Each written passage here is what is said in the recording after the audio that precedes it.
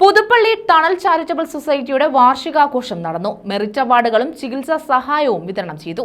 ഇതോടനുബന്ധിച്ച് പഠന സഹായവും നൽകി. Puthuppally tunnel cultural and charitable സൊസൈറ്റിയുടെ വാർഷികാഘോഷവും അനുമോദന സമ്മേളനവും നടത്തി. വാർഷികാഘോഷ സമ്മേളനം ഡോക്ടർ പുനലൂർ സോമരാജൻ ഉദ്ഘാടനം ചെയ്തു. എന്താണ് നമ്മുടെ അടുത്ത പദ്ധതികൾ? വിശക്കുന്നവരാരും ഉണ്ടാകരുതെന്നുള്ള കാഴ്ചപ്പാട്, വീടില്ലാത്തവരും ഉണ്ടാകരുതെന്നുള്ള കാഴ്ചപ്പാട്, ഇതിലെല്ലാം കൂടി എല്ലാവരെയും സ്നേഹിച്ച് കൂട്ടി നിർത്തുന്ന കാഴ്ചപ്പാട്, അതോടൊപ്പം തന്നെ വിദ്യാഭ്യാസത്തിന് പ്രാധാന്യമേറിക്കൊണ്ട് എല്ലാവരും പഠിക്കണമെന്നുള്ള സന്ദേശം. അങ്ങനെ ഈ കാലഘട്ടത്തിനനുസരിച്ച് അനിവാര്യമായിട്ടുള്ള സന്ദേശങ്ങളെയാണ് ഇവിടെ ഉയർത്തിപ്പിടിക്കുന്നത്. അദ്ദേഹം പറഞ്ഞൊരു കാര്യം, അദ്ദേഹം ഇന്ന് ലോകത്ത് ഏറ്റവും കൂടുതൽ അദ്ദേഹം ആദരിക്കുന്നതും സ്നേഹിക്കുന്നതും തൻ്റെ പിതാവിനെയാണ്. അതാണ് ഏറ്റവും വലിയൊരു മഹത്വം. പിതാവിൻ്റെയും മാതാവിൻ്റെയും ആദരവ് കുറഞ്ഞുകൊണ്ടിരിക്കുന്ന ഒരവസ്ഥയിലാണ്.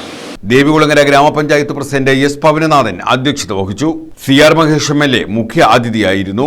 പക്ഷേ ഇപ്പോഴത്തെ കാലത്തെ ഏറ്റവും വലിയ പ്രശ്നം ആ വിദ്യാഭ്യാസം മാത്രമല്ല, ജീവിതം പഠിക്കുക എന്നുള്ളത്. അതിനെ എങ്ങനെ ആര് പഠിപ്പിക്കും? അത് പാഠപുസ്തകത്തിൽ പരിധിയാൻ കിട്ടാത്ത ഒരു വിദ്യാഭ്യാസം.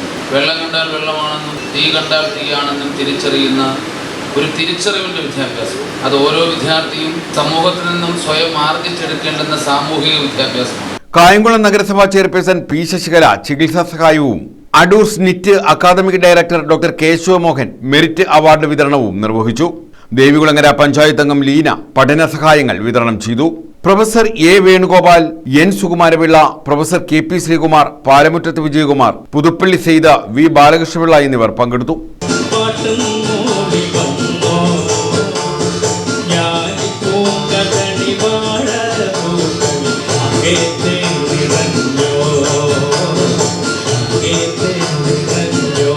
News bureau, Kayamkulam.